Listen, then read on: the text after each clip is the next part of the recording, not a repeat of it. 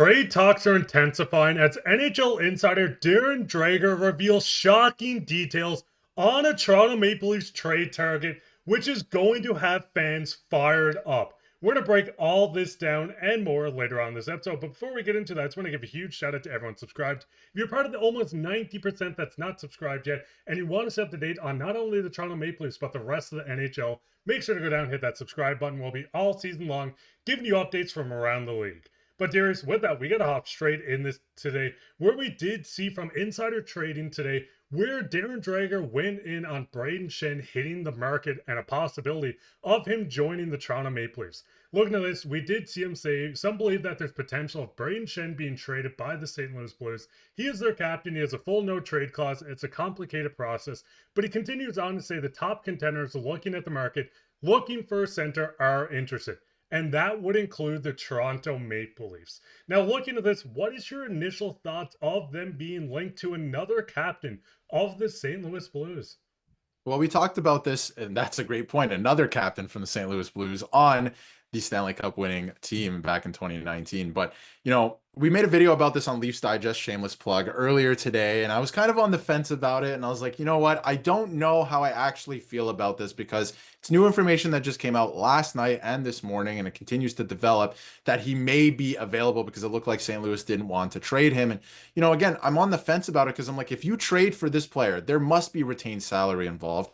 And getting him right now, this is actually, I believe, a player that can help you win a Stanley Cup if he's playing third line center. He can play the matchup game. He can take attention away from Auston Matthews and John Tavares, especially if you're playing at home and you have home ice advantage. But on the other side of things, he's going to be 34. He's almost the same age as John Tavares. You already know you have a problem coming up here where you don't have a second line center. And there's really no, when you look up and down the depth chart, if you look at the Toronto Marlies, there's no help coming in terms of second line center. So this is something that, when you're looking at trade targets and everything that's come up over the last couple of days, I've completely fallen in love with the idea of getting Dylan Cousins or trying to get Dylan Cousins. I think that it, really fixes a problem. Brayden Schenn, and again, I think the Leafs have a window here for the next 2 to 3 years where they must win a Stanley Cup or they're in really big trouble, even though the salary cap is going up because a lot of guys are getting older. And if you add a guy like Brayden Schenn, yes, he can help you this year, maybe even next year, but there has to be retained salary involved. He makes far too much. It wouldn't even work, really. You have to get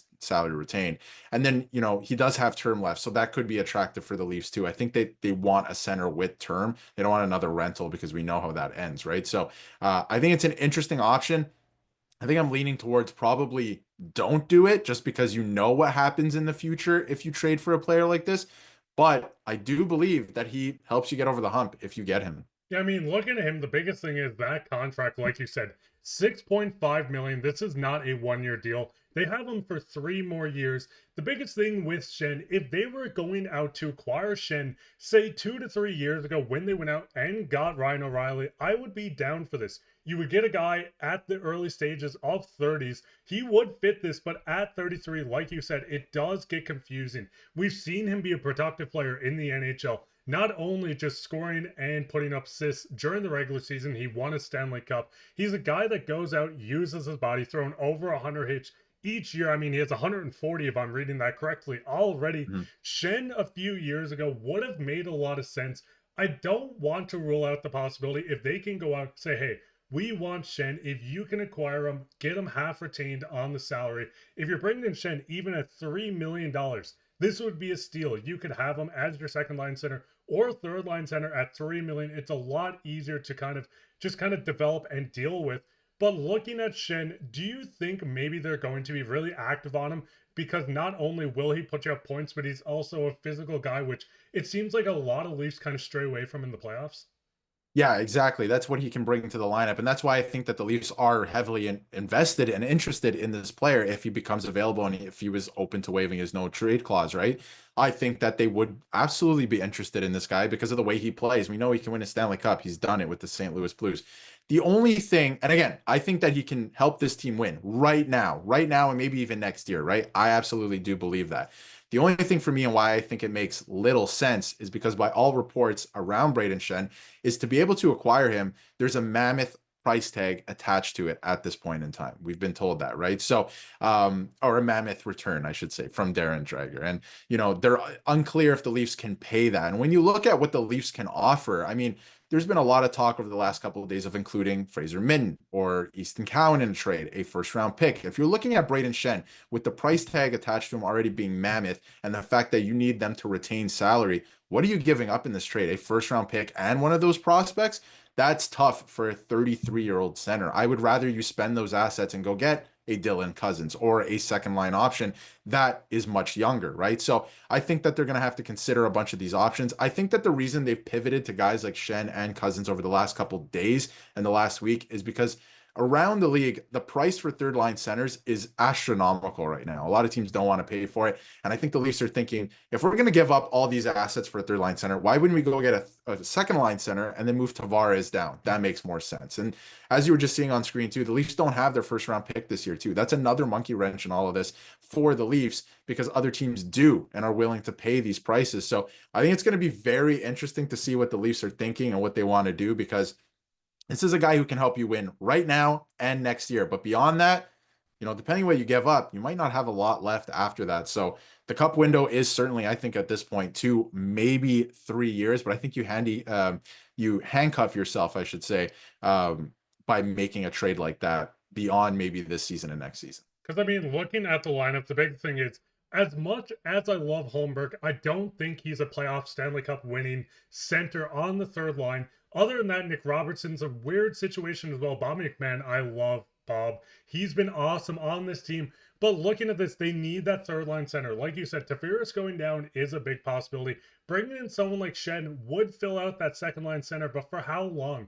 As you said, he's the same age as Tavares. You might get in the same situation where both guys start to slow down as you're hitting your true contending window, which we hope is this season.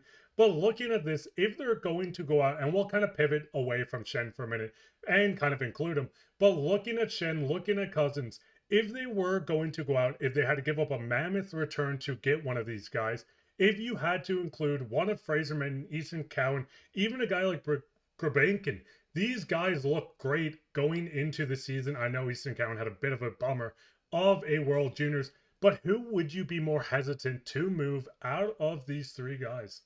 Yeah, so I've been thinking about this over the last couple of days, and I've seen a lot of reaction online. And I think the guy that you do trade now, listen, I'm not talking about for Brayden Schenn. Again, I think that's probably a bad idea, and you shouldn't move off of either of these guys for Brayden Schenn. But if you're going to acquire like a Dylan Cousins, and I was called out for this the other day, I think that you move off of Easton Cowan, because you now have a future of Austin Matthews, who's still only 27, 28 years old, a second line center in Dylan Cousins, who's 24 years old, and then your third line center who would fit perfectly in there in Fraser Minten. That's fine. You can go out and find wings. It's hard to find centermen, and you would have a 1-2-3 punch for the next 7 years at that point, right? So I think that would be really hard to play against if your other teams, and the Leafs wouldn't have to go out and find centermen. You can always go out and find wingers and scoring wingers if you need to add those to your team. So that's what I would do. I think Easton Cowan still has a lot of upside. Didn't like what I saw in the World Juniors, and I don't like actually a bit of what I'm seeing in London too. And I think a lot of it has to do with the fact that he was sent back because of the rules between the CHL and the NHL. He should be already trying to apply his skills to the pro game. But I think that you actually move off of, again, if you're talking about Cousins or a higher end second line center, I think you move off of Easton Cowan, because then you can create a 3-headed monster down the middle. So that's just the way I think about it. But again, if you're looking at Brayden Schenn, I really don't think it's a good idea, or, it should be on the table, Easton Cowan or Fraser Minten at this point. But I know it's going to be. That's the problem. And do the Leafs think, this is the guy that puts us over the edge? He's played with Craig Berube before, and he's won with Craig Berube. So it's going to be interesting. And I think that, once the Leafs like a guy, it's very hard to change their mind. They're going to go out and acquire that guy. So it could get very interesting heading into the deadline here.